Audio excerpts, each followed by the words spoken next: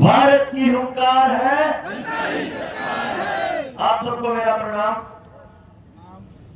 जिस जोत की बात मेरे साथियों ने कही, क्रांतिकारी भाइयों ने कही कि जो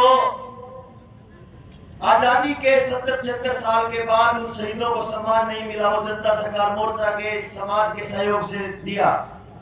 मैं कई बार सोचता था जब मैंने अपनी इस खेती वाली यात्रा को शुरू किया कि क्या भगत सिंह जैसी जिंदगी को जिया जा सकता है, क्या भगत सिंह के आदर्शों को जिया जा सकता है।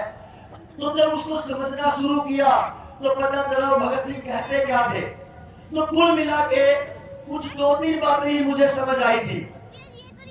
बातें ये थी, उस महान व्यक्ति ने ये कहा था, मेरा देश तब तक आजाद नहीं होगा जब तक एक भी किसान कर्जदार है। फिर उन्होंने कहा कि मेरा देश तब तक आजाद नहीं होगा जब तक एक भी मजदूर परेशान है।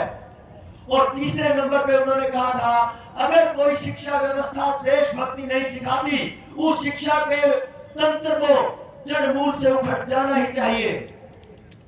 और आज उस पिछले 14 साल के इस यात्रा में मेरे को वो सब साथी, वो सब भाई मिले जो भगत सिंह की उस विचारधारा को आत्मसात करके जीते हैं। और मैं नमन करता हूं उन सारे भाइयों को।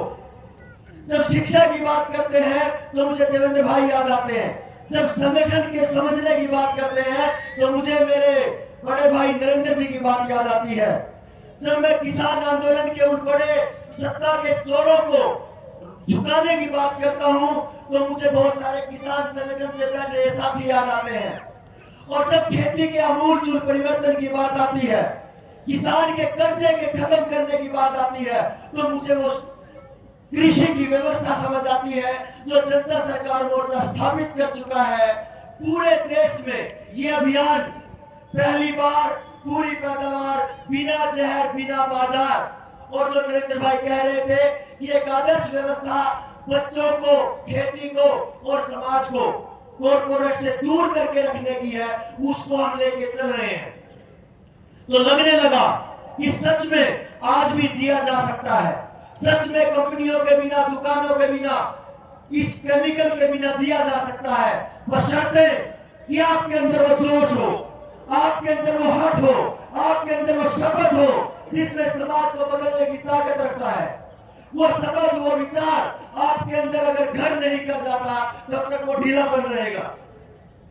तो उन विचारों के साथ कि किसान भी बचेगा, मजदूर भी बचेगा और शिक्षा में भी बदलाव होगा और ये तीनों में आमूल परिवर्तन होगा। और ये जनता सरकार मोर्चा समाज के सहयोग से करके मानेगा। ये शपथ है इन योद्धाओं की। आप सबने इसका ध्यान से सुना, बहुत बहुत धन्यवाद।